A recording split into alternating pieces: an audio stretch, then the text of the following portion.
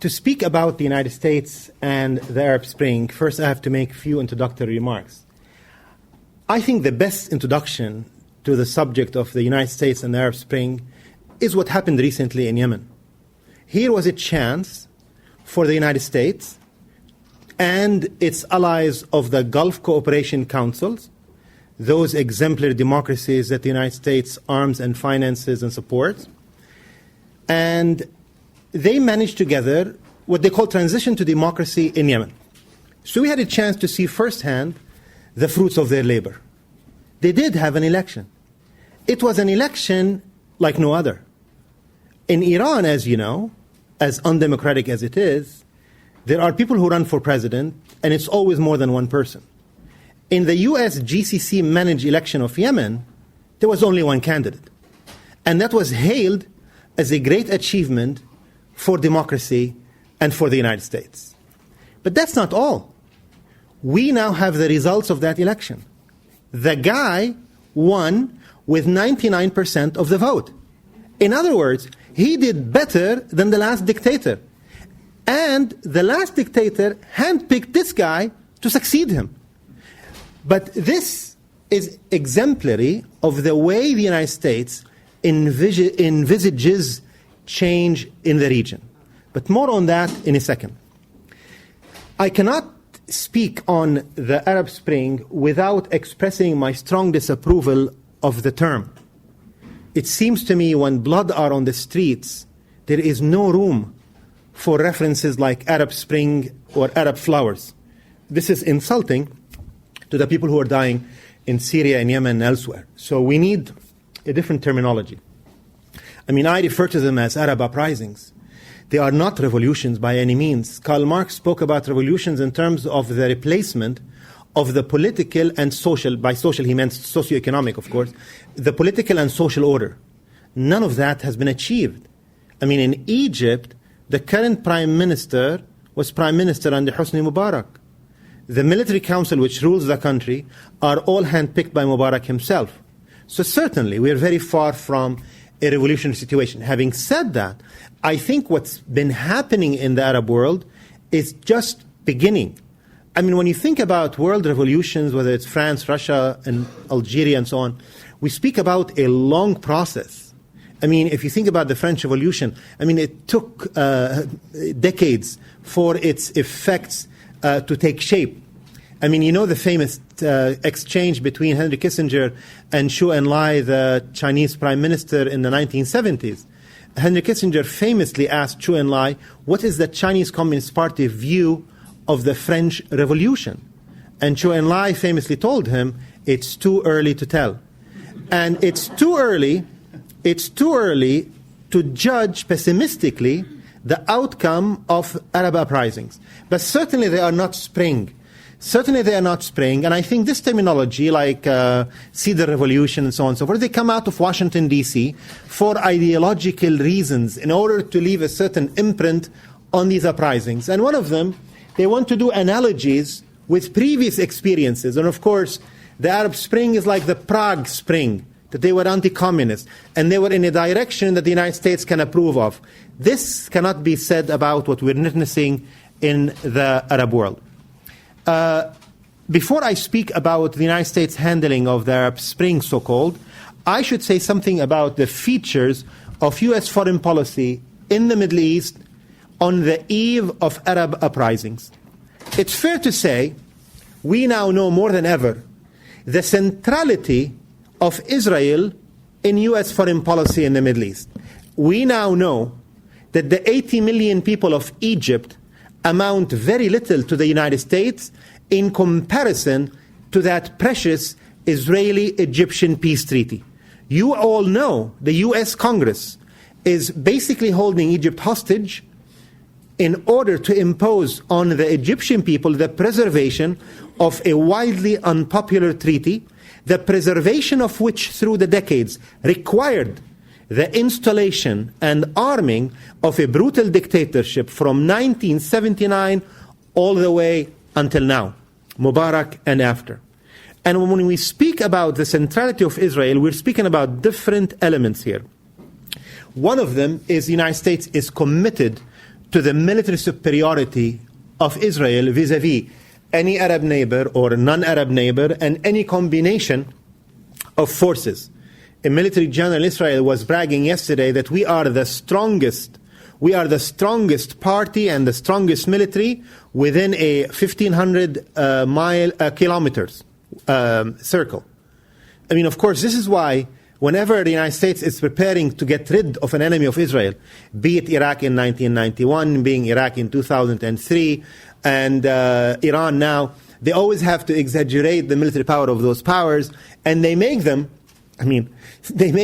something which they are not. They are certainly not on the level of Israel, which the United States keeps at a situation of superiority unmatched by any other countries of the region.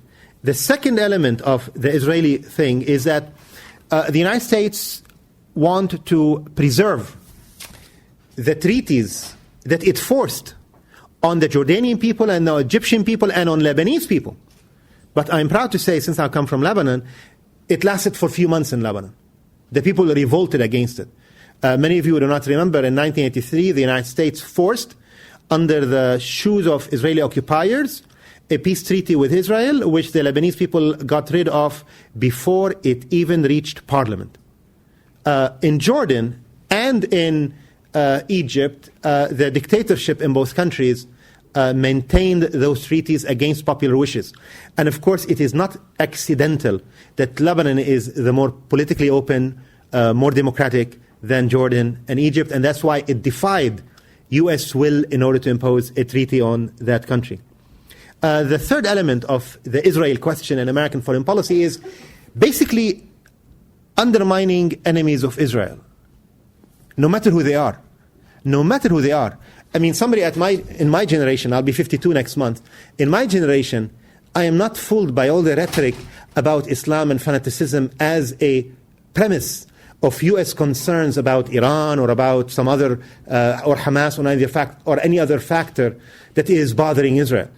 I am of a generation where the United States used to oppose Marxist, feminist, socialists who used to oppose Israel. Under the rubric back then that they were part of a communist international conspiracy, now we place them into a large Iranian conspiracy. I mean, we just change the labels. But the United States premise is the same, that enemies of Israel are not going to be allowed to live, whether as organizations, as individuals, or as states. The United States want to get rid of them, to kill them. The United States want to kill enemies of Israel whenever they rise, no matter their ideological stripes and orientation. The fourth element of U.S. strategy is basically to maintain Israeli monopoly of nuclear weapons in the Middle East. I mean, it's a very simple policy. It's a simple policy, but has more than a tinge of racism to it. It's a policy that requires you to believe that nuclear weapons in Jewish hands are safe. But if they are in Arab, Muslim, or Christian hands, they are harmful. I mean, or in Muslim hands, non-Arab, like in Iran. I mean, that's the argument. I mean, there's no other way around it. The United States does not trust, and of course the United States, having been the only power that used nuclear weapons, cannot trust nuclear weapons except in the hands of the State of Israel, which has committed more wars than any other state in the region. I mean, Iran is not a democracy. It's a clerical dictatorship that I personally am in favor of its overthrow. But the last time Iran launched a war was in the 19th century in the region. Israel is a country that is based on institutionalization of wars, massacres, and war crimes. I mean, I argue that these elements of Israel are not accidental. These are not policies of Israel. These are the only ways by which Israel can survive. Because it is a state, it's an entity that exists since 1948. Let us not erase history here. Not 1967. Since 1948, has existed by brute force against the wishes of the original inhabitants. It can only live and survive against the wishes of the Palestinians and everybody else by force and by support from the United States. The second element of U.S. foreign policy on the eve of Arab uprising is the imposition and the creation of a tyrannical order. Tyrannical order. extending from North Africa all the way to the Gulf.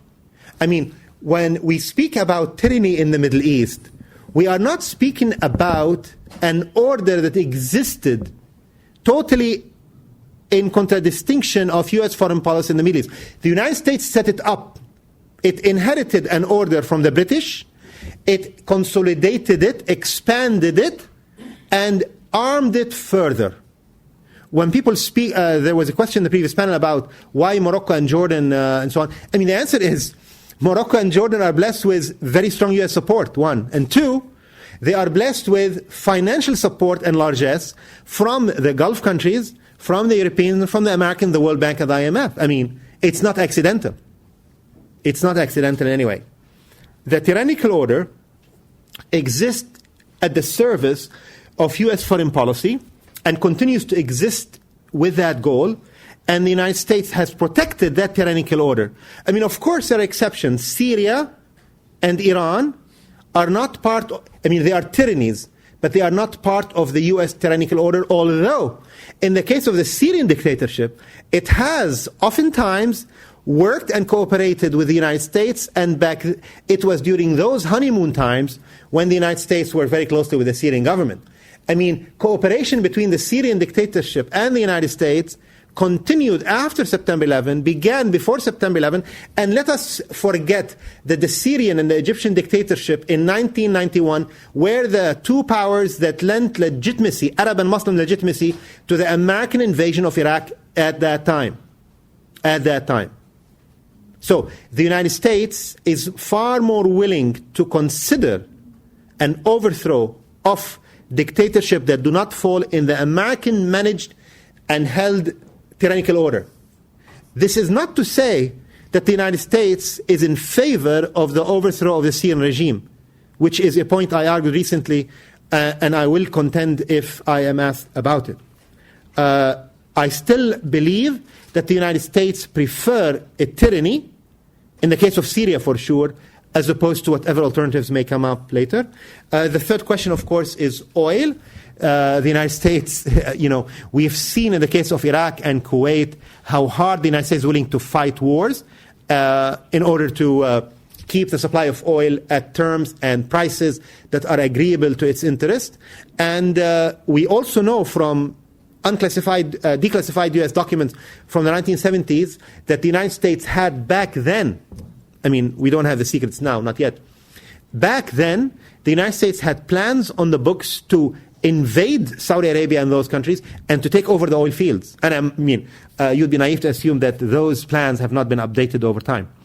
The fourth element is the United States want to preserve its economic interest. My colleague Joel Beenan spoke about that previously. 5, it's not only that the United States is trying to preserve a tyrannical order. The United States fights tooth and nail against any democratic movement that threatens its tyrannical order. The United States has fought in supplied arms and assistance to the Omani dictatorship against the rebels in Dhofar. Yemen is a very good case where the United States has been, in the name of fighting bin Laden and Al-Qaeda, also been assisting the Yemeni dictator in fighting a democratic, sometimes socialist, sometimes liberal movement inside Yemen. And the United States basically has figured that democratic change in the region is antithetical to its interest. And for that, it will continue to fight it, as I will argue. And in that regard, the United States not only supports the killing of dissidents in the Middle East, it also participates in the killing of dissidents. I mean, the crackdown in Bahrain, the crackdown in Saudi Arabia. I mean, you don't hear, if you only read American newspaper or the New York Times, you would not know that people have been killed in Qatif in eastern Saudi Arabia over the last 2 weeks, unendingly. You would not know that poets have been arrested and bloggers and so on. You can go on the website of Amnesty International to find these cases, but these are not advertised. Now, let's talk about the Arab uprisings. First of all, I mean, there are many conspiracy theories about the Arab uprisings.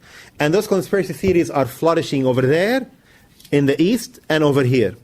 I mean, in the United States, the New York Times came out with a funny story that said that the Arabs protested because they read the writings of a retired American academic by the name of Gene Sharp. Most of you have never heard of that name. I haven't heard of that name until a few years ago. Gene Sharp, I was partly part of the story. Gene Sharp apparently is a writer on nonviolent struggle, and he has many booklets in which he writes about that. And if you read these booklets, as I was compelled to, as I will tell you why, that is, a few years ago, you will read some of the pearls of wisdom that are contained in these books. For example, he says when people demonstrate, they should wave their flags.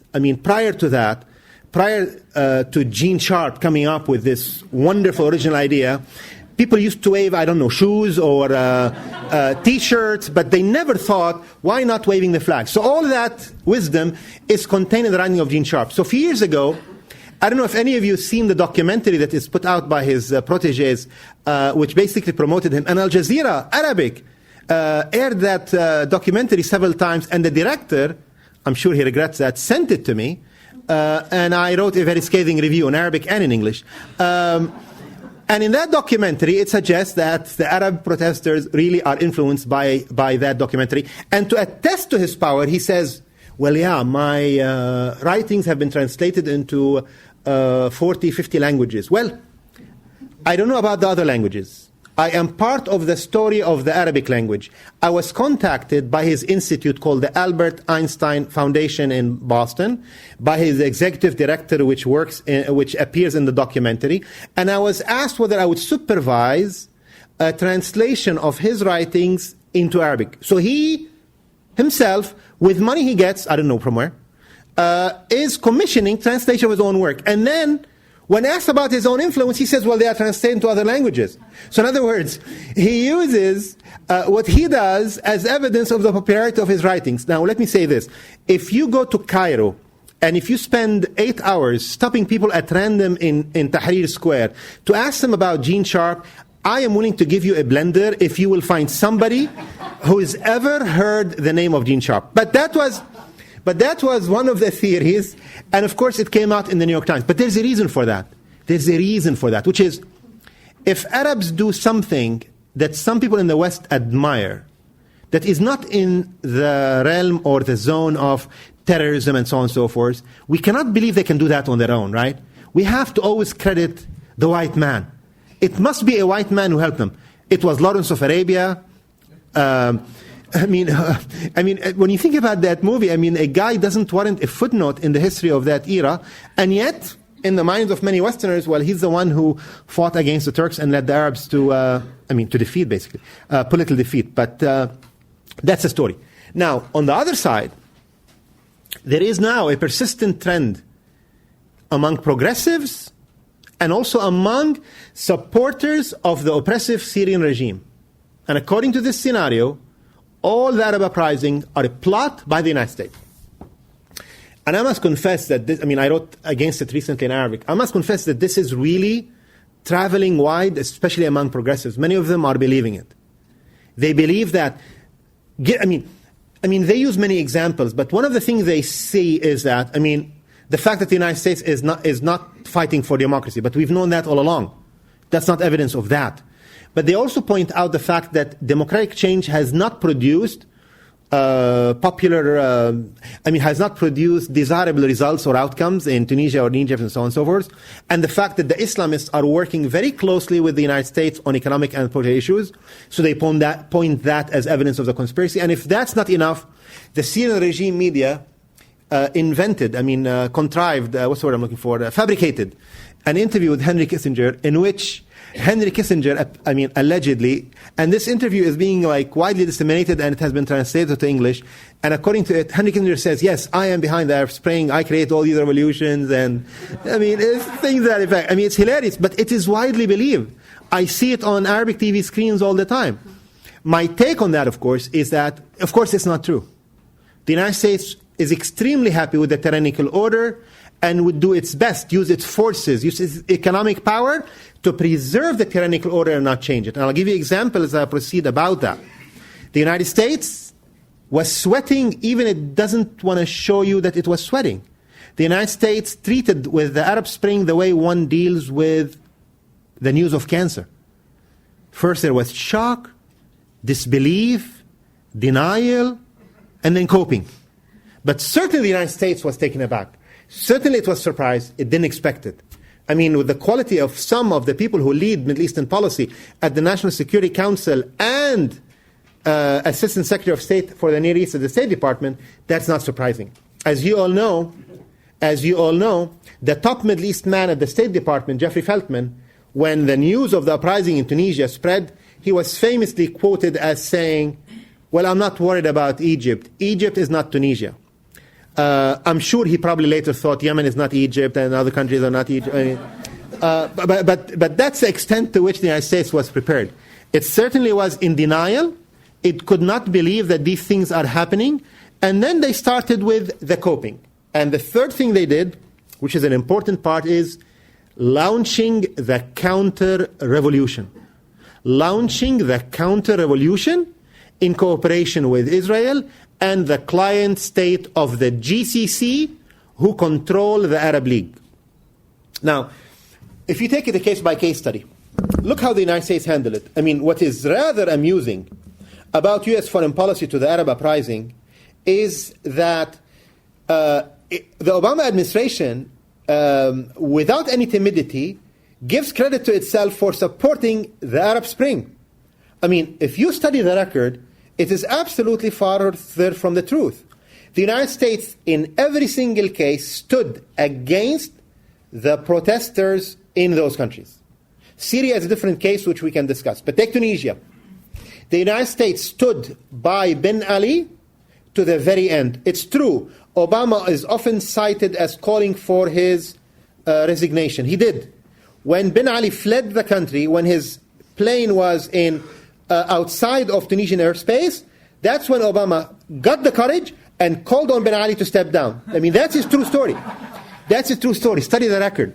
The United States did not want him to leave, and then when it was inevitable, the chief of staff of the Tunisian army told the Egyptian newspaper Al Masri Al-Yawm that he was contacted by the American to launch a coup to preserve the regime. I mean, this is part of the counter-revolution. How can we save the regime and get rid of the dictator? That's what they did in Yemen. I mean, the relatives of the dictator in Yemen, Ali Abdullah Saleh, are still running the intelligence and the military branches. And his hand-picked successor, former Ministry of Defense, the guy who led the brutal crackdown in South Yemen, is in charge. That's a scenario of change that the United States can live with. But the free choice of the people is not something the United States can live with by any means. Then came Egypt. I mean, Egypt is the most interesting case by virtue of the significance of that country. The United States, as part of the coping, I will say that in a second, but the United States first was clearly not amused by what happened in Egypt. And the New York Times reported that every day the King of Saudi Arabia and the Israeli Prime Minister were calling Obama to pressure him and lobby him to stand by Mubarak no matter what, no matter how much violence he used. And he did. He didn't need any lobbying. He did stand by Mubarak. Mubarak was allowed to kill hundreds of Egyptians, more than 800, in a very short period of time. There was no remark about that. There was no condemnation. In fact, in the first week of the crackdown by Mubarak, the State Department spokesperson said in the daily press briefing, we call on the protesters in Egypt to desist from violence. That's why they were dying. I mean, maybe he meant that they should stop accepting the bullets in their bodies. They were blamed for being killed by the Mubarak regime.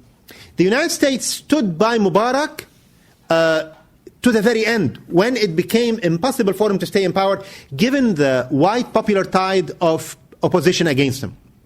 The United States came up with, they always have a transition roadmap or a transition plan. They had a plan. The plan was, the Egyptian people are complaining about the dictatorship, and they want to bring it down, so why not get rid of Mubarak and put in charge, I don't know, the head of the secret police, Omar Suleiman.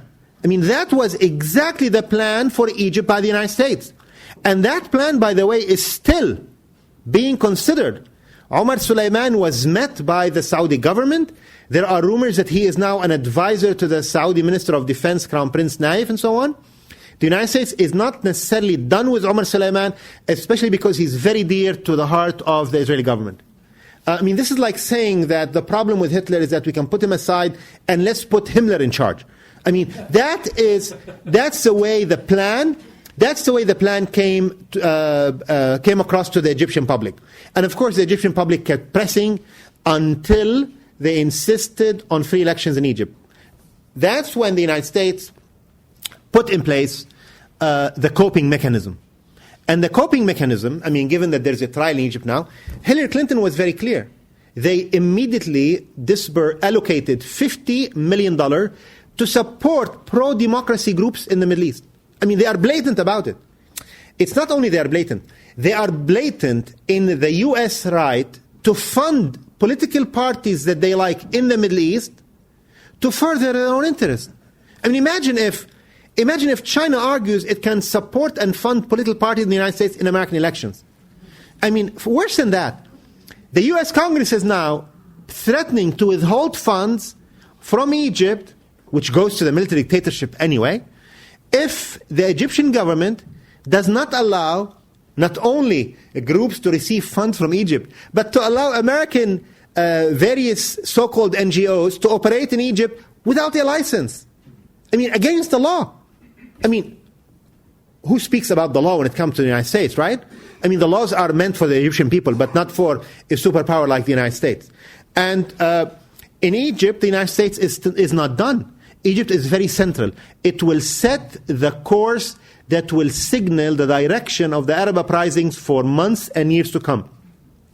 And that's why it's intervening in many ways. One, clearly by insisting on the preservation of the military dictatorship in Egypt. The United States does not want the military to step down. They know that Israel is sweating. Israeli leaders have not stopped shedding tears over Mubarak's fall. We know that. As a signal, as you all know, Thomas Friedman famously said that there is no foreign policy goals for the Arab uprisings. Since Mubarak fell, the Egyptian people have bombed the gas pipelines to Israel 12 times. Every time, I was at Oxford University a few days ago, and I said, maybe next week will be another one. Next week will be the number 13. My point is, how many times do the Egyptian people have to bomb the gas pipelines to Israel before Thomas Friedman believes them that they do have foreign policy goals in their uprisings? They do. There's no question about it. And that's what's alarming Israel and the United States. That's what's alarming Israel and the United States. And for that reason, they both know that that treaty will not survive without a dictatorial imposition. And for that, the United States will not allow a transition to power. Now, they are working behind the scene to arrange for a puppet, a former general, Omar Suleiman or Ahmad Shafiq, to be the president of Egypt, to basically maintain the treaty. And of course, they are also cooking things behind the scenes, under the table, with the Muslim Brotherhood. And the Muslim Brotherhood, lest we forget, is a historically opportunistic organization with a long history of dealing with the United States and reactionary forces around the world against progressives. As you all know, Muslim Brotherhood and its outgrowth on the side of the Cold War were on the other side. They were not on my side as a young man. They were on the side of the reactionary, anti-communist Pinochet and all the right-wing dictatorships around the world. That side they were on. And they were the side on the King Hussein. They were the side of Saudi Arabia. And they still are. They still are. And it seems Hamas is returning to its root as a reactionary organization run by Gulf countries. And then, of course, the Arab uprising spread. In the case of Yemen, the United States was able to manage it for the time being. In the case of Libya, the United States basically wanted a heavy use of force in order to come across as hero in the eyes of the Arab. But that effort did not impress the Arabs much. The model of change the Arabs do not have to read books to basically suspect the intentions of the United States. They only have to look at cases where the United States managed change. They look at Iraq, and nobody ever regards Iraq as an exemplary democracy. Yesterday we were celebrating the 1-year anniversary of the crackdown against a forgotten uprising which took place a year ago in Iraq against the government. The people of Iraq also protested against their dictatorship. And the people of Kurdistan in the north also did. They were shot at, they were tortured, and they were imprisoned, just like others. But that's not famous news for the New York Times. In the case of Libya, the United States found a dispensable dictator who was an ally of the United States since 2003, as you know. And he's rendered many services, just like other regimes, especially torture services for the United States government. He was expendable. And now what do we have in Libya? NATO should be credited. If you are a fan of bin Laden, you should credit NATO for producing a first bin Laden regime in the Arab world. I mean, the militias that run Libya today are bin Ladenite, fanatical militias. And one of the first order of the day that was announced by the so-called leader of the Transitional Council was the return to polygamous marriages in Libya. I mean, that was the first important announcement that he saved for the Egyptian people after the so-called liberation of Libya. Not to mention that in any case when the United States fights war, in any case when NATO fights a war, innocent people are killed in the name of liberating innocent people. There were investigations by human rights organizations, and there is an unsaid number of innocent people killed by NATO in the name of United Nations Security Council resolution that allowed military intervention in the name of protecting civilians. So killing civilians for the protection of civilians is an irony that only U.S. great power can come up with. Syria is a different case. In the case of Syria, the United States being very duplicitous. The United States being very duplicitous, I don't think the United States is honest about its intention. I still believe the Israelis and the Americans most likely would prefer the dictatorship to stay, but weakened. To stay, but weakened. And then they can produce yet another precious Israeli-Syrian treaty. And they were close in previous times. I mean, the Syrian government is not opposed in principle. All Arab governments are on the same line when it comes to the Arab-Israeli question. They all signed into the horrible Arab-Israeli peace plan, which was put on by the King of Saudi Arabia after a lengthy meeting with Thomas Friedman. That's why I call it the Thomas Friedman peace plan for the Arabs and the Israelis. And of course, the Israelis did not accept it, so it's irrelevant. But yet, the United States achieved that all Arab governments, including Syria and Lebanon, signed into that peace plan for a so-called ostensible solution to the Arab-Israeli question. The Syrian government, I believe, is now in Syria. You have two counter-revolutions, I call them. I mean, sometimes you may have an uprising that can be hijacked. I believe in Libya there was a genuine uprising in Benghazi. It started secular. The bin Ladenites, fanatics, were not there. The lawyers of Benghazi were the one who triggered the uprising in Libya. And then, when NATO unleashed its firepower, and when a fanatical army was being recruited by Qatar, generously funding it, then, just like an international army of fanatical Islamists was formed in Afghanistan against the Soviet occupation, now there is another effort. And I'm thinking, this is a movie I've seen before. And the results were not pleasant, neither to Arab nor to the Americans. And yet we're seeing it again. And you will not know from Western newspapers that some of the militia leaders in Libya, the ones that were brought to power by the United States firepower, have been threatening the United States recently. And yesterday they destroyed the burial site for British soldiers from Second World War. So, I mean, they have not suppressed their anti-Western intentions as of yet, but that was discarded in order to achieve the overthrow of the regime.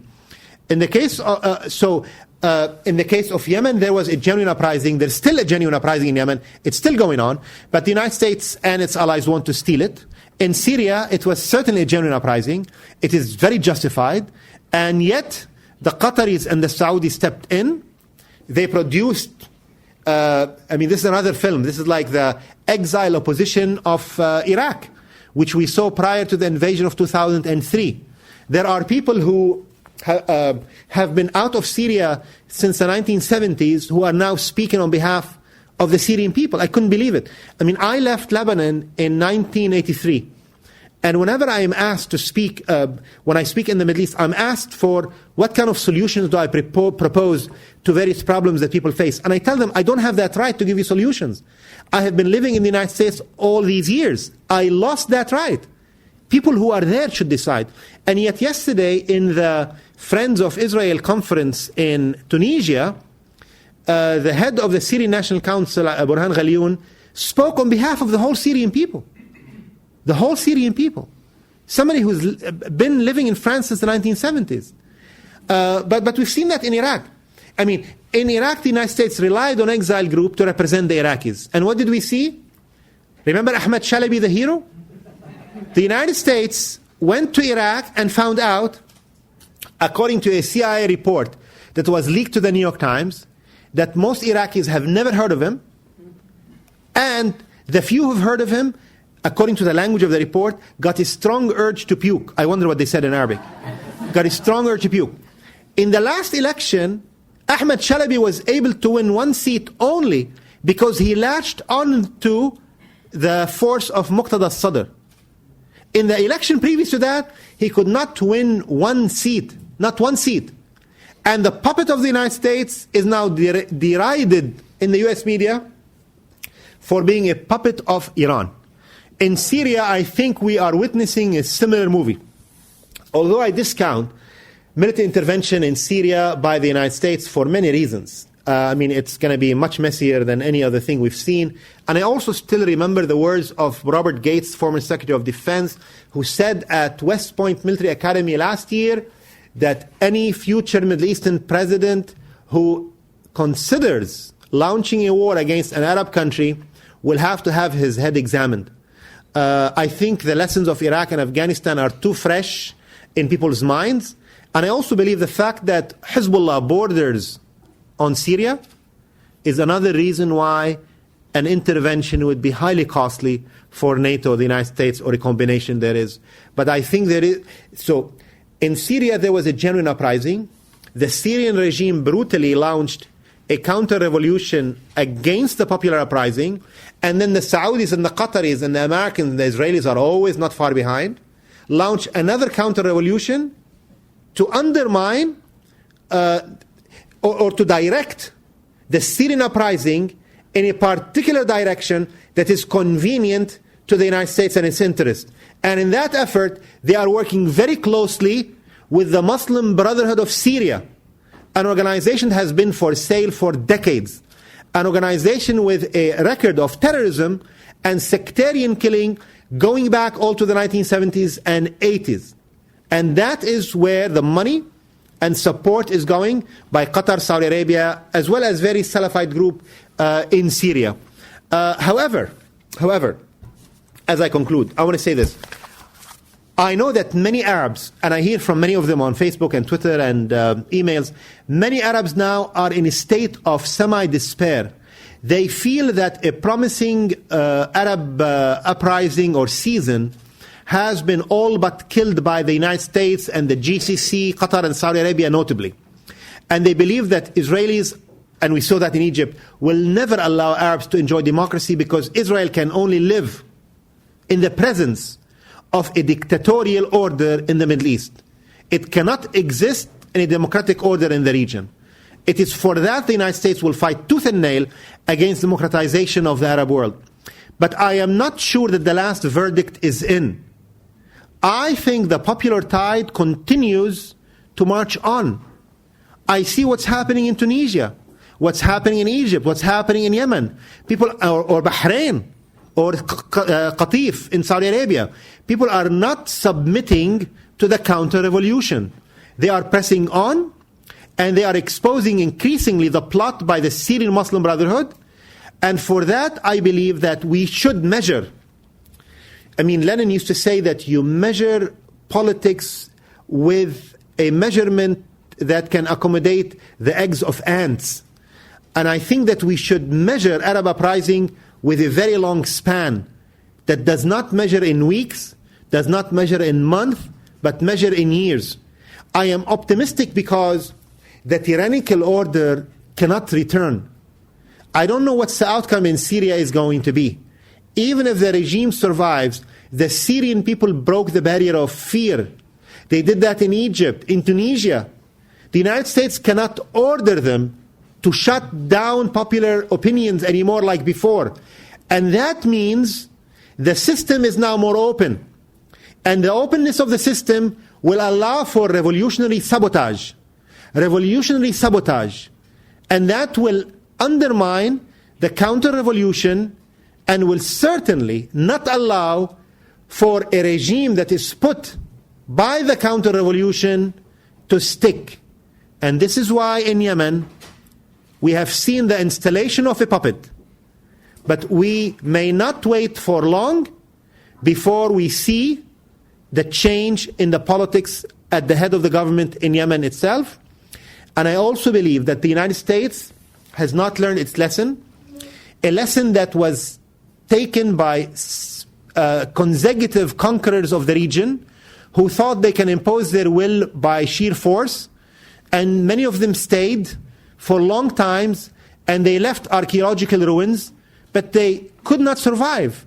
They were kicked out one after one, and I think based on what we've seen last year, we have the reason to be optimistic that the Arabs this time will not give up the opportunity for the first time since World War I to really fulfill the promises of self-determination. Thank you. You've been listening to Professor of Political Science, author, and lecturer Asad AbuKhalil, speaking at a conference in Portland, Oregon on February 25, 2012. The conference was called The Arab Spring, a Year That Changed the World. The title of Professor AbuKhalil's lecture is The United States and the Arab Revolt. In a moment, we'll return to the question and answer session from the presentation. Asad AbuKhalil is a professor of political science at California State University in Stanislaus. He maintains a widely read blog, The Angry Arab, a source on politics, war, the Middle East, Arabic poetry, and art. His books include The Historical Dictionary of Lebanon, Bin Laden, Islam, and America's New War on Terrorism, and The Battle for Saudi Arabia. To find out more about Asad AbuKhalil and his work, please visit the Angry Arab News Service at angryarab.blogspot.com. The conference, The Arab Spring, a Year That Changed the World, was organized and hosted by Students United for Palestinian Equal Rights, SUPER. A full list of the other community organizations co-sponsoring the conference is included at the end of this program. To find out more about Students United for Palestinian Equal Rights and their work, please visit their Facebook page at facebook.com/PSUSuper. And now we return to the question and answer session from the presentation. Asad AbuKhalil spoke at Portland State University in Portland, Oregon on February 25, 2012. The first member of the audience with a question referred to the speaker's comments on the NATO intervention in Libya and asked him to speak specifically about the arguments of some people on the progressive left, such as Gilbert Achcar, who came out very strongly in support of humanitarian intervention.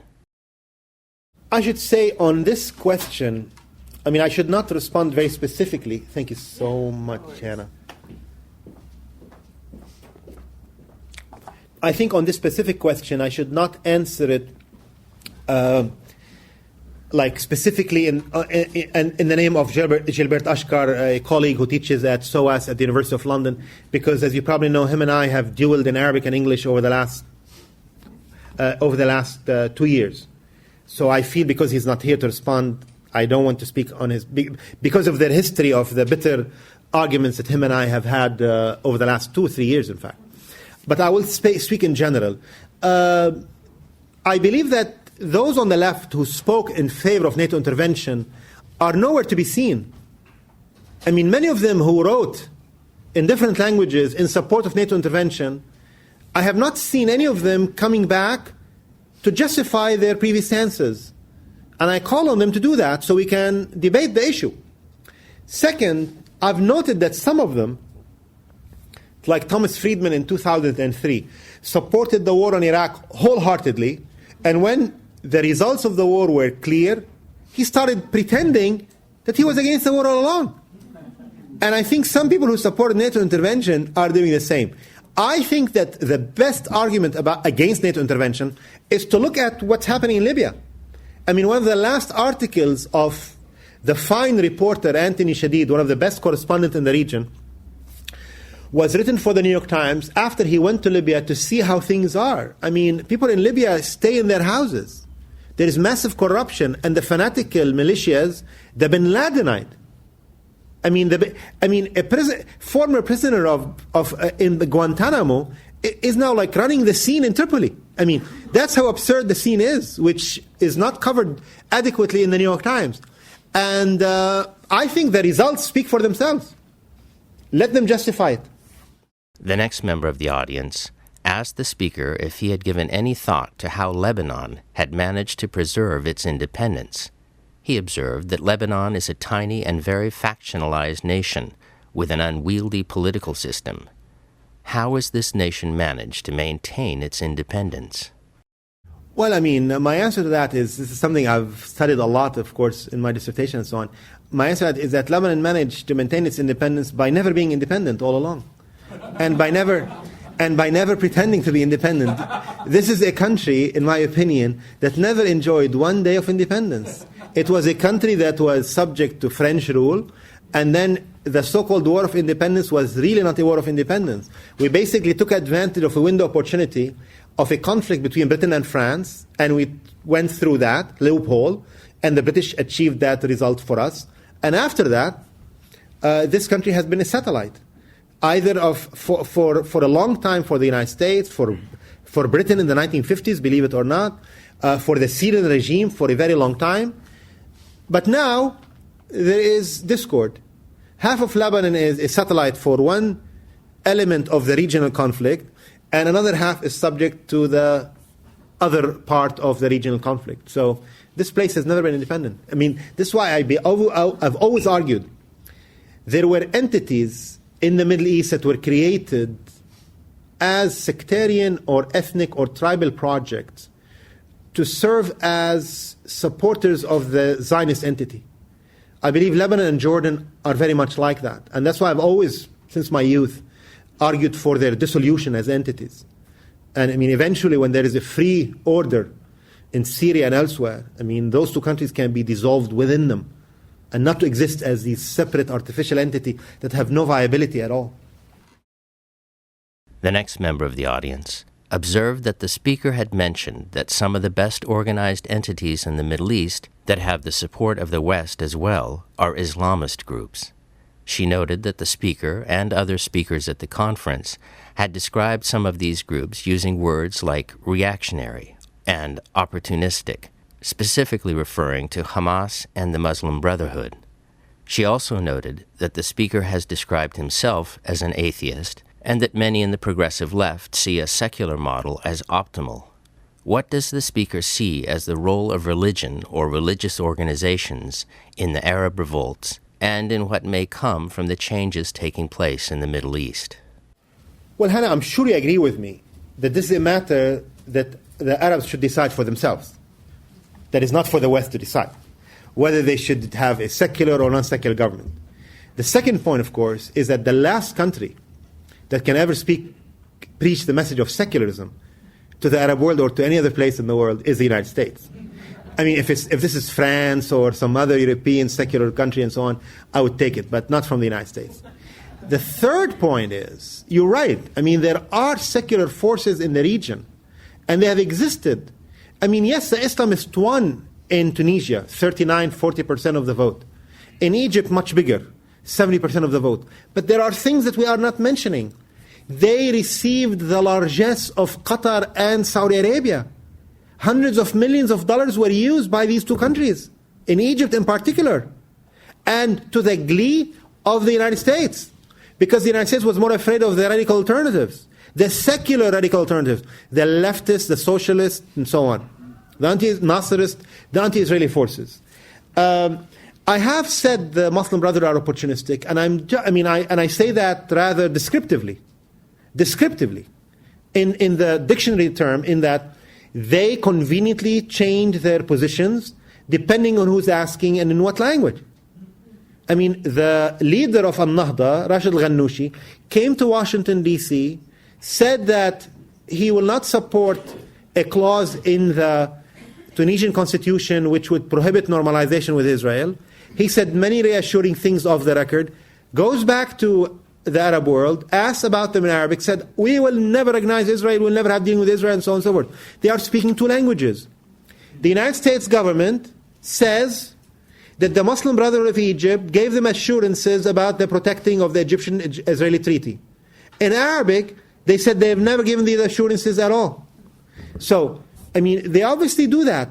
And I can use Hamas as an example of the shifty kind of organizations in the way they fluctuate. On the one hand, they say Fatah, and it is a puppet of the occupation and should be dealt with as such.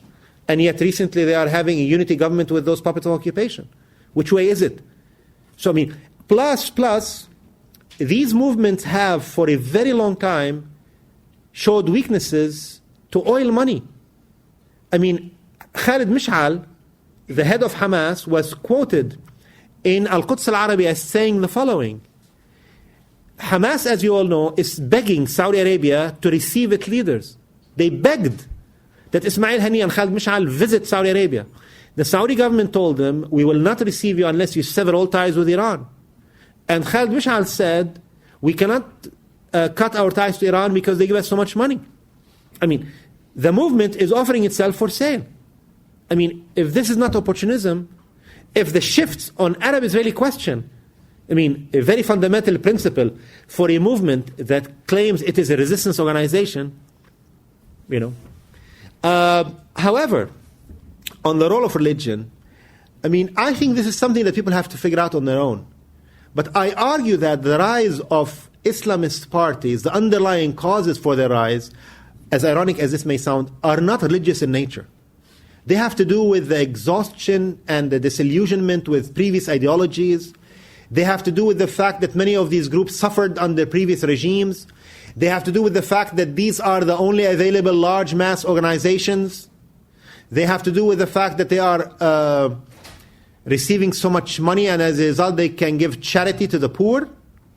And all that is electorally beneficial. But I think we should see the transformation. If you look at the final results of the Tunisian elections, you will see that 40% went to the Islamists, but the rest largely were leftist. Unfortunately, they were fragmented, so they don't add up to one block. So 3 here, 4 there, 5 seats, and so on and so forth. And then one major leftist coalition, the one that led by Mustafa al-Marzouki, the president, had an under-the-table deal with the Islamists, sold out the seculars. The next member of the audience asked the speaker for his take on the long and short-term interests of Zionists in Israel. What are their goals, short and long term? And what are the prospects for regime change in Israel, where we might see something better emerging inside Israel? Well, I mean, let me answer the second part because it's much easier. I mean, I do not aspire for regime change in Israel. I mean, I just came back from a tour of universities in England titled The Case Against Israel, the very existence of Israel. I know this is the hardest sell in America, but that's been always my position in my teens.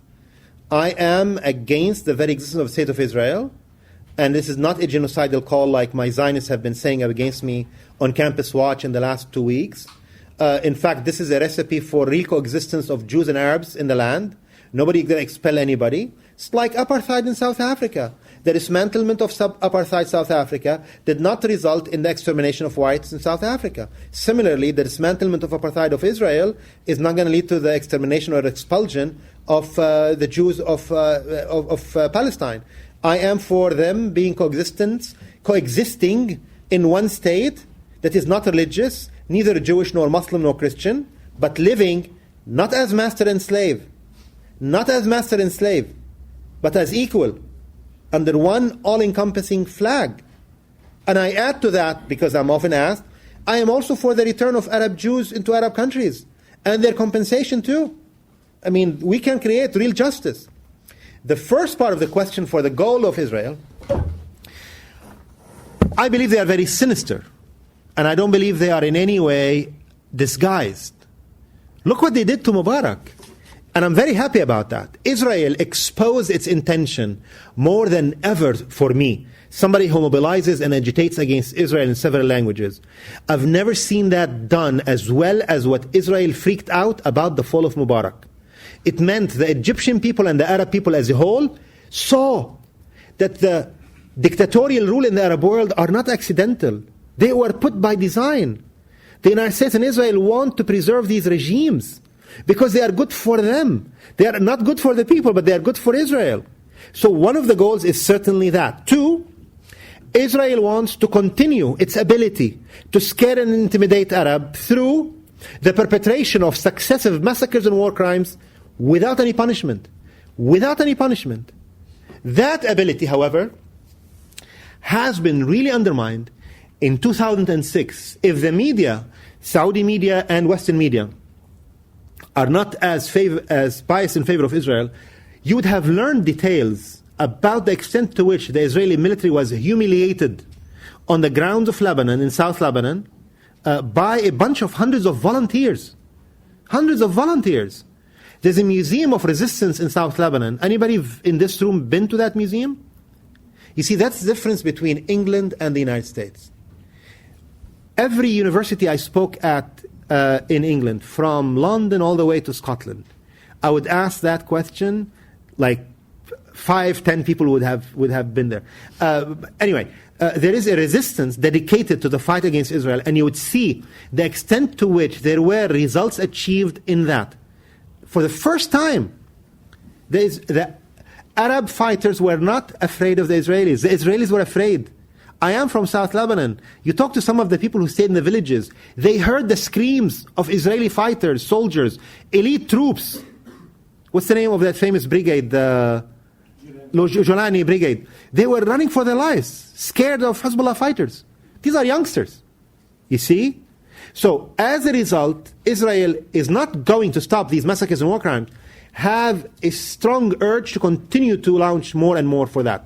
3, since 1942, when the Zionist movement shifted its center of political gravity from England, from Europe where it used to hold its Zionist conferences, to the United States, David Ben-Gurion made the calculation that the United States is going to be the center for our foreign policy goals and organization. So they held their first Congress for the Zionists in New York City in Biltmore Hotel, 1942. Since then, one of the goals, of course, is to continue in any way possible to have this country on their side, because they know without the United States, Israel is going down. I mean, don't take my word for it. Look at public opinion surveys around the world. I mean, when I was touring England, I felt like I was speaking, as I did a few years ago, on campuses in Islamabad, Pakistan. I mean, that is the extent of hostility to Israel on college campuses in the United Kingdom. The United States is a separate island, but you can see that in the votes on Arab-Israeli issues at the General Assembly every summer. Every summer, there are votes on Palestine in the General Assembly, not the Security Council, the General Assembly. And every year, the results are very clear. On the one hand, there are the countries of the world, the whole world, 140, 130, 150. And on the other side, Israel and its friends. Usually, Israel, the United States, Micronesia, and the Marshall Islands. This year, Canada joined them. European countries often abstain. But that's the extent. So for that, support by the United States is a matter of survival for the state of Israel. Don't get me wrong, however. I am in no way saying, pessimistically, that the United States can guarantee the survival of the state of Israel. If things over there change on the ground, nothing will save Israel. Nothing was able to save apartheid South Africa and the white supremacist regime there. And when Mubarak fell, what could the United States do? if the Palestinians don't do anything except procreate, in 20 years, they'll be half of the population of historic Palestine. I mean, how long will Israel be able to live against the wishes of the majority of the population, not to mention the population of the region as a whole? The next member of the audience had 3 questions. His first question had to do with Amr Moussa. What does the speaker think of the legitimacy of Amr Moussa? His second question was about an analysis by journalist Nir Rosen, in which Mr. Rosen has been giving his assessment of conditions in Syria and argues that Turkish intervention in Syria is unlikely. Mr. Rosen also claims that Turkey has fewer Arabists in their foreign policy department than the U.S. had in Cairo. His third question was about Mustafa Barghouti. Right. Well, I mean, I'd like to begin with the last one. I mean, in the case of Mustafa Barghouti, it's an easy one. Mustafa Barghouti, as you know, I've been following him for a while, and he added me on Facebook even, but I've been very unhappy about his recent stances. I think he's becoming too much of an ambitious politician. And ever since I wrote about him on the blog, many people in Ramallah wrote to me, adding some information and opinions about him, against him. I believe he's becoming too ambitious. I believe he is like putting himself and his name as a possible replacement for Salam Fayyad type of a prime minister. And as a result, he is like speaking so much to the Western audiences. I mean, he wrote a long editorial in the New York Times. I don't know if you've read it. Basically, he's pleading the case for nonviolent struggle by Palestinians. And I thought to myself, if you are sincere, why not write it in Arabic in a newspaper on Palestine? I mean, when people... What's that? Brothers say the same thing from an Israeli prison? What's that? Doesn't Marwan Barghouti say the same thing in jail? You're talking about Mustafa or Marwan? They're not related? No. Different people. Not to be confused. It's like confusing me with Thomas Friedman. Yeah. Different people altogether. No, Mustafa Barghouti, I mean, why should you say that message in the New York Times? And then to throw in a sentence which really bothered me about we are not aiming at delegitimizing Israel. I mean, should the movement for the liberation of Palestine and opposition to Israeli occupation be premised on delegitimization of Israel? What is delegitimization of Israel if not? I mean, what is delegitimization of occupation if not delegitimization of the state that was founded on brute force, occupation, war crimes, ethnic cleansing, and displacement of an already existing nation? I mean, why should we be shy about that? Why? I know the climate of the United States is very intimidating. I know the New York Times as a platform is very intimidating. If you cannot express yourself freely in it, don't express yourself. And if that's your true message, write it in Arabic, if it's sincere. But I think he's not speaking to the Palestinians. He's presenting his credentials to the white man. The second point you asked about is an easy one, about Nir Rosen. I mean, Nir and I have been arguing privately on emails about his recent articles and interviews on Al Jazeera English. And I read the ones you mentioned when he spoke about the Turkish Foreign Ministry. I believe he went too far about that. My impression is that the Turkish intelligence service is in fact pretty present in Arab countries, and they are very active. I'll tell you one example. I mean, I've always been critical of Turkish government and its foreign policies, and unlike many of you here, I was not impressed with their stand on the, I almost said flotillas of Gaza. And I also believe that the Turkish government is not going to stick to its position, because for me the measure is they have hundreds of secret military intelligence treaties with Israel. If they cancel them, I believe them. They didn't. So I was not. However, in the summer of 2010, I was in Lebanon, and there was a demonstration supporting the Palestinians. And I was in the demonstration in downtown Beirut. And suddenly, and I wrote about it in the blog at the time, I saw something very suspicious. Various banners in Turkish and flags of the Turkish government were circulated among the protesters. And many of them were like really enthusiastic about Turkey at the time. So they were very happy to receive flags and banners about Turkey in English and so on and so forth. But the thing is, I felt that Turkey is extremely active. And also Turkey, launched an Arabic language TV service. So, I mean, they clearly are aiming at the Arab world, and I believe that Nir overstated his case about that. But I can ask him about that. I wanted to argue with him at this point, but I was busy arguing with him more about other points on that subject. The first question you asked was about Amr Musa, and that's an easiest one. I mean, you should read Muhammad Hassanin's Haykal's book, which just came out, about Hosni Mubarak.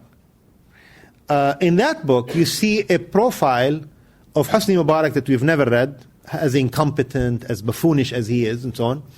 But you also see how he treated Amr Musa. I mean, this is a protege of Mubarak. This is somebody who was run by the Saudi Foreign Ministry all these years. However, I will give you this, because I've been watching him. He's extremely skillful. He is running a campaign very much in the American campaign mode. He's speaking very directly to the public. He's hired a staff. He does public opinion surveys. He articulates his message very clearly. He's a very good speaker, one of the best speakers we have in the Arab world. And he also, unlike in English, often speaks extremely sympathetically to the Palestinians and against Israel, which he does not do in English. I am not sure he's going to be successful in his efforts, however. There are many things going against him. I believe the Egyptian people are not going to go for somebody who is a holdover from the Mubarak regime. I cannot make my answers shorter, really. I'm trying, though. I'm trying, really. The next member of the audience also had 3 questions. His first question had to do with 3 countries experiencing uprisings: Egypt, Syria, and Tunisia. And he asked the speaker which of these countries had the best chances for a relatively democratic future. He next asked, what were the prospects for the secular movements and organizations in these countries? What will happen, for example, if the Muslim Brotherhood comes to power in one or another of these countries? His third question had to do with animosities between Saudi Arabia and Iran. Both countries have money. Saudi Arabia has much more money. Iran has more problems inside the country. They have to deal with international sanctions and other challenges to the regime. Iran is supporting the government in Iraq. They have relations with Syria and support Hezbollah in Lebanon. How does the speaker see this playing out, these animosities and competition between Iran and Saudi Arabia? Right. I mean, on the first question, I am much more optimistic about Egypt. I feel Egypt is going to set the trend for the rest. What will happen in Egypt will inspire or will depress the Arab people elsewhere. I do believe that the momentum of the Egyptian youth has been so strong that it has forced the hand of the military council. I do believe that they are now handling the Muslim Brotherhood with a very acute eye, looking for their inconsistencies, hypocrisies, and promises. And I do believe that eventually, once there is a presidential election and so on, the Egyptian open system is going to allow new forces to emerge and new political parties that we have not heard before. And this is related to your second part question, which is, I mean, that's where the secular forces are going to come in. And I think that in the cases of the Islamists so far, they have not impressed their public. I mean, in the case of Egyptian parliament, they started a debate about how to ban obscene and pornographic websites. In the case of Libya, the first promise he made was polygamy. Now, even if people are pious Muslims in the Middle East, and many are, not all of them, I mean, these are not priorities. These are not priorities. And you see the cases of, in Tunisia, they are discussing blasphemies and laws about blasphemies and so on and so forth. So, I mean, that's my view on that. So Egypt, I think, is, for me, the one that I am optimistic about. Even though Tunisia also has promises. Why? Because in Tunisia, there's a very vibrant leftist movement, and has refused to be intimidated by the Islamists. On the competition between Saudi Arabia and Iran, that's a big question, so I have to be very brief about that. I will say that Saudi Arabia and Iran have been fighting this battle for a very long time. But since 2003, Saudi Arabia resorted to a very effective yet deadly weapon: blatant sectarian warfare. Blatant sectarian warfare. I mean, there are hateful campaigns against Shiites, Shiites, in all Saudi media. I mean, Saudi Arabia, the audience should understand, controls more than 80% of Arab channels. In the Middle East, there are 700 satellite channels. Most of them are run by Saudi Arabia or their business affiliates. Like today I was reading the New York Times, and they said about an Arabic news station called Al Arabiya, they said it's a private Saudi station. Private? It's owned by the brother-in-law of King Fahd of Saudi Arabia. How private is that? You know? And it's being run by the son of King Fahd, who is the nephew of the king today. I mean, private Saudi channel. Those media are blatant in their campaign against Shiites. As a result, that really put movement that are Shiite in identity on the defensive. Hezbollah and Iran, so on. And they are not, and Syria is not even responding to attacks on it by Saudi Arabian media. But the thing I argue is, well, if they are not sectarian, they would have responded. I mean, yesterday Hassan Nasrallah, for the first time in a very long time, spoke about what's happening in Saudi Arabia. Originally, they have been avoiding mentioning Saudi Arabia because they're afraid. If they speak, they say these are Shiite agents of Iran and so on and so forth.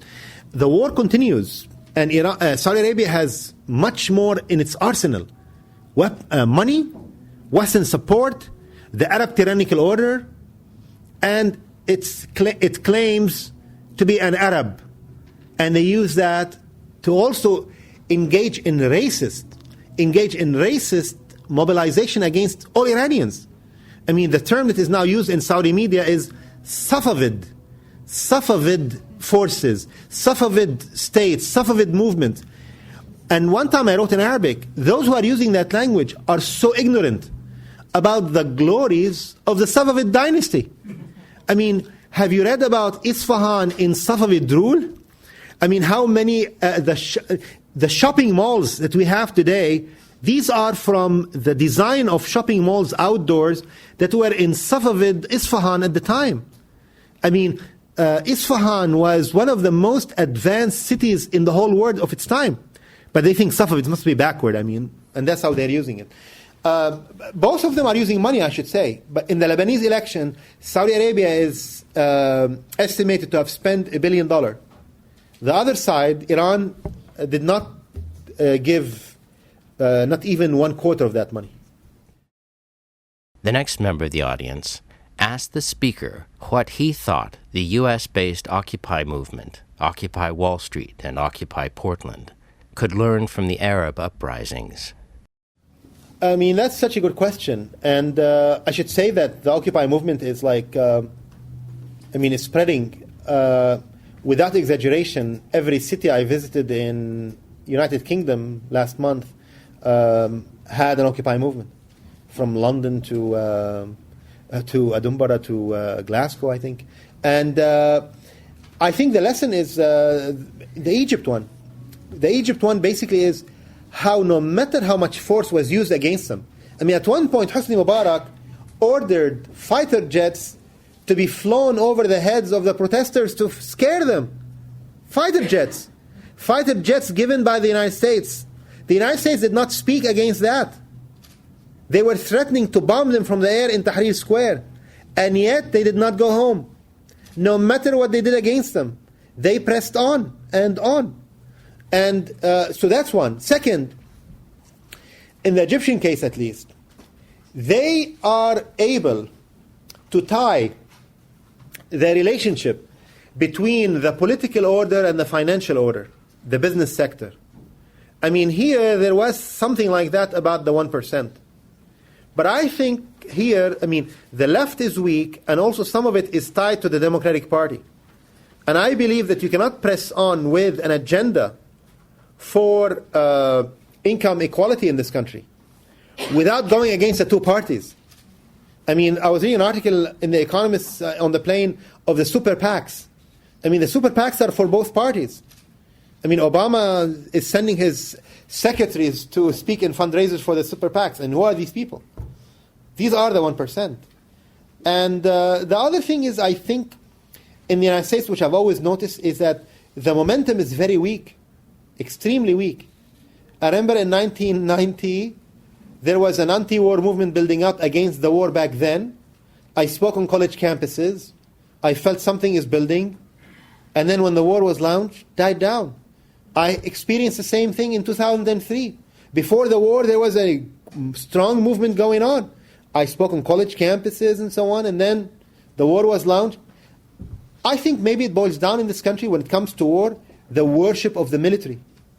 That's true of the youth, and that's true of the rest of society. The worship of the military is basically allowing the war crimes by U.S. troops to be committed around the world. And that's why there has been no repercussions to what happened in Afghanistan. And look how we are lied to. First of all, they don't tell us how many Qur'ans were burned. They said a number of them. We don't know. I mean, most likely it's hundreds of them, if not more. Second, they say they were mistakenly burned. Let's see. So U.S. soldiers were walking, mistakenly started dumping hundreds of Qur'an in a garbage dump, and mistakenly set them on fire. I mean, but look what they do now. To try, I mean, they still, like colonial powers, they speak to Arabs and Muslims like they are idiots. What did they say? The U.S. military said they are investigating. I'm sure it's a mechanical error, just like the helicopters are being downed by rebels in Iraq and Afghanistan. They never admit it's like insurgents fired. They say it's mechanical error. They will say the same about the Quran. But they said something more. They said they are going to subject all the troops to special training about the handling of the Quran. Who are you insulting? What kind of training do you need to figure if you take holy books of a faith, put them in a garbage dump and set them on fire, it's offensive? I mean, do you need to take a certificate in that? To special course at the college campus? Thank you all for coming, by the way. You've been listening to Professor of Political Science, author and lecturer, Asad AbuKhalil, speaking at the Arab Spring Conference in Portland, Oregon on February 25, 2012. The title of Professor AbuKhalil's lecture is The United States and the Arab Revolt. To find out more about Asad AbuKhalil, please visit the Angry Arab News Service at angryarab.blogspot.com. The conference, The Arab Spring, A Year That Changed the World, was organized and hosted by Students United for Palestinian Equal Rights, SUPR. To find out more about SUPR and their work, please visit their Facebook page at facebook.com/PSUSUPR. Also co-sponsoring the program were the Arab Persian Student Union, the International Socialist Organization, the Portland State University Middle East Studies Center, Americans United for Palestinian Human Rights, Friends of Sabeel, the Portland chapter of Jewish Voice for Peace, the Portland BDS Coalition, Sociology of Islam, Lutherans for Justice in the Holy Land, Oregon Jericho, Peace Action Committee of the First Unitarian Church, the Saudi Student Club, the Portland State University Speakers Board, Haymarket Publishing, and KBOO Community Radio of Portland, Oregon. This program was produced by pdxjustice Media Productions of Portland, Oregon. To find out more about our work and to access our growing library of free on-demand streaming video and audio programs, please visit our website at pdxjustice.org. And write to us with your comments and questions at pdxjustice@riseup.net. We'd love to hear from you. Thanks for tuning in, and thanks for supporting listener-sponsored radio, public access cable television, net neutrality, independent bookstores, and all forms of grassroots, democratic, community media.